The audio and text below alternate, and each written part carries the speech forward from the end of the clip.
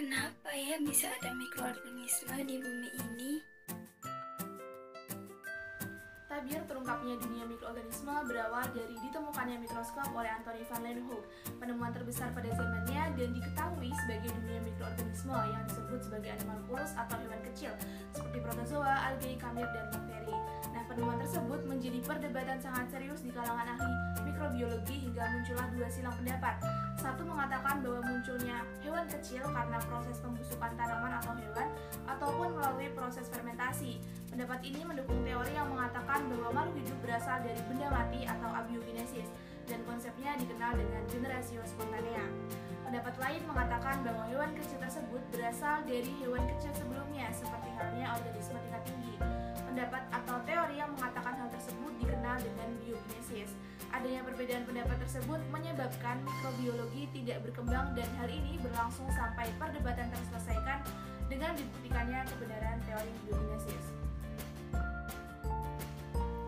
Francisco Redi dengan hasil eksperimennya membuktikan bahwa ulat yang terdapat pada daging busuk adalah larva yang berasal dari telur lalat, bukan berasal dari benda mati.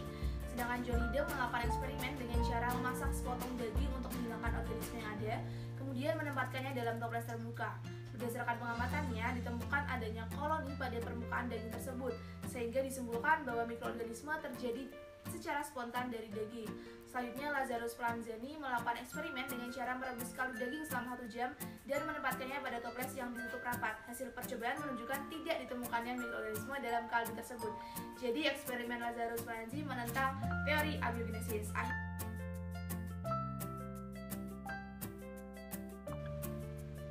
Akhirnya pada tahun 1954 muncul peneliti yang menyelesaikan perdebatan tersebut dengan melakukan percobaan menggunakan tabung tertutup berisi kaldu yang telah dipanaskan. Kemudian ke dalam tabung tersebut dimasukkan pipa yang pada sebagiannya diisi dengan kapas dan ujungnya dibiarkan terbuka.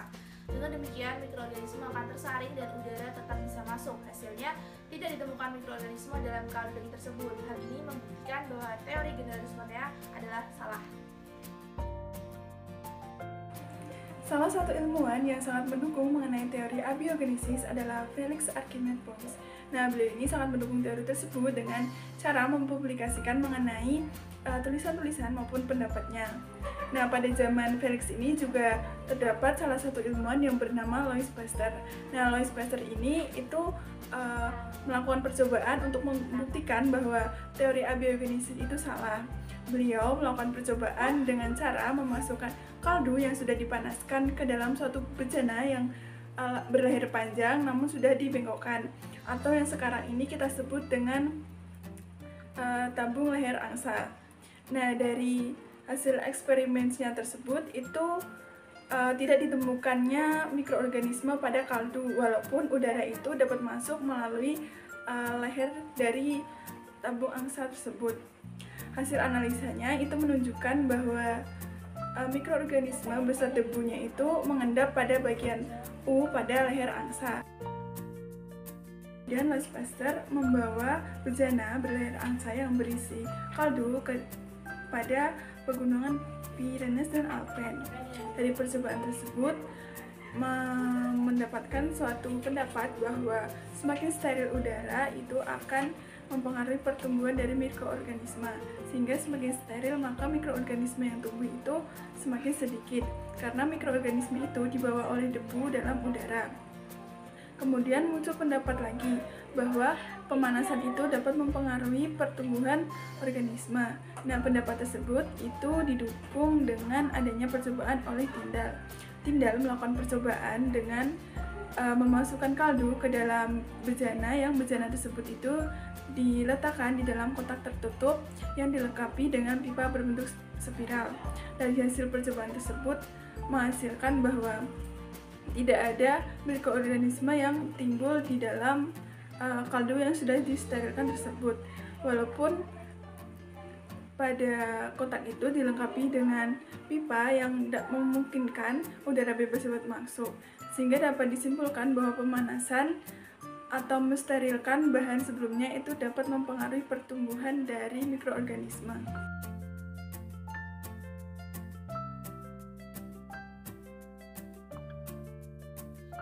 Belajar tentang teori fermentasi, salah satu teori yang bernama generatio spontanea, di mana salah satu contoh fermentasi yang dilakukan yaitu jika suatu anggur dibiarkan, maka dalam prosesnya terdapat serangkaian perubahan biokimia, alkohol, dan juga senyawa lainnya, di mana hasil akhirnya akan menghasilkan anggur atau wine.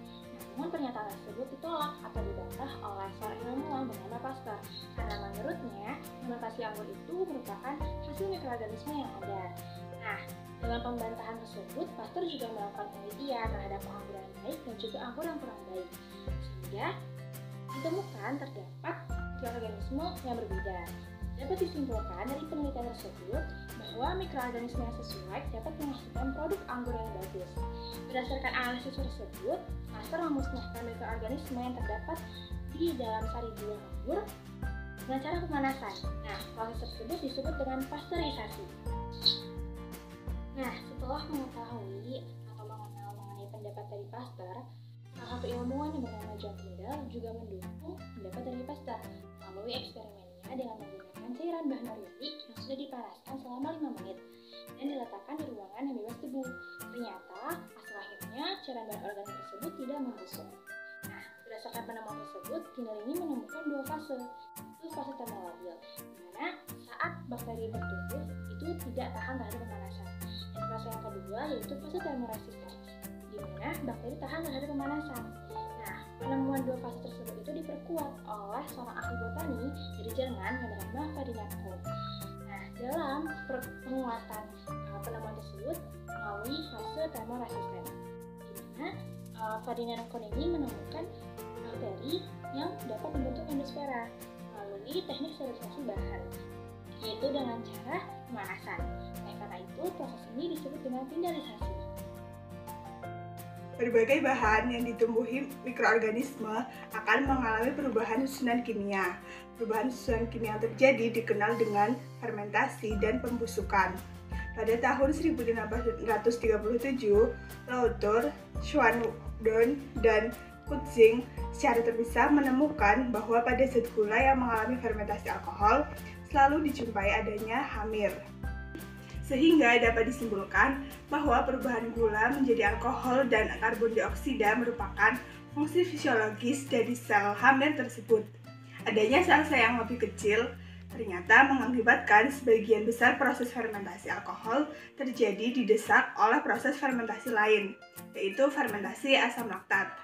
Berdasarkan kenyataan ini, selanjutnya dibuktikan bahwa setiap proses fermentasi tertentu disebabkan oleh aktivitas mikroorganisme tertentu pula yang spesifik untuk proses fermentasi tersebut.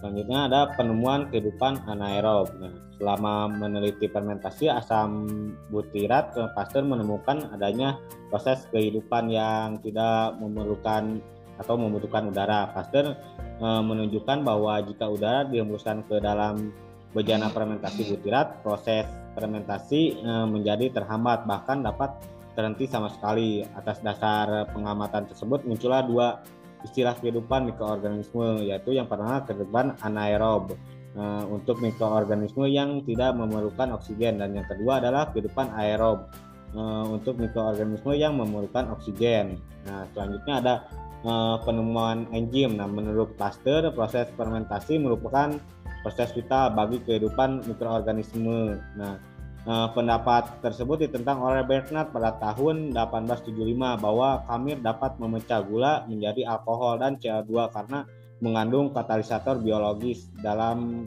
selnya. Katalisator biologis tersebut dapat diekstrak sebagai larutan tetap yang dapat menunjukkan kemampuan fermentasi, sehingga fermentasi dapat dibuat sebagai proses yang tidak vital lagi atau tanpa sel. Nah, pada tahun 1897, Bernard mampu membuktikan gagasan Bernard, yaitu pada saat mengurus sel khamir dengan pasir dan ditambahkan sejumlah besar gula, terlihat dari campuran tersebut dibebaskan CO2 dan sedikit alkohol. Penemuan tersebut membuka jalan ke perkembangan biokimia modern. Pada akhirnya dapat diketahui bahwa pembentukan alkohol dari gula oleh khamir merupakan hasil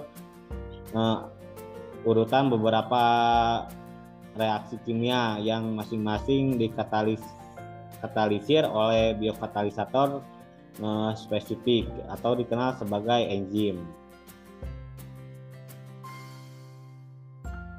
Pembuktian bahwa mikroorganisme penyebab penyakit dilakukan oleh Robert Koch pada tahun 1876, yaitu ditemukannya postulat Koch yang merupakan langkah-langkah pembuktian bahwa suatu mikroorganisme merupakan penyebab penyakit. Postulat Koch dalam bentuk umum sebagai berikut. Yang pertama, suatu mikroorganisme yang diduga sebagai penyebab penyakit harus ada pada setiap tingkatan penyakit. Yang kedua, mikroorganisme tersebut dapat diisolasi dari jasad yang sakit dan ditumbuhkan dalam bentuk biakan murni. Yang ketiga, apabila biakan murni tersebut disuntikan pada hewan sehat dan peka, maka dapat menimbulkan penyakit yang sama. Yang keempat, mikroorganisme dapat diisolasi kembali dari jasad yang telah dijadikan sakit tersebut. Pembuktian penyakit yang disebabkan oleh virus yaitu dengan ditemukannya postulat River pada tahun 1937, yaitu yang pertama, virus harus berada di dalam sel inang. Yang kedua, filtrat bahan yang terinfeksi tidak mengandung bakteri atau mikroorganisme lain yang dapat ditumbuhkan dalam media buatan. Yang ketiga, filtrat dapat menimbulkan penyakit pada jasad yang peka. Yang keempat, filtrat yang sama dan berasal dari host peka tersebut harus dapat menimbulkan kembali penyakit yang sama.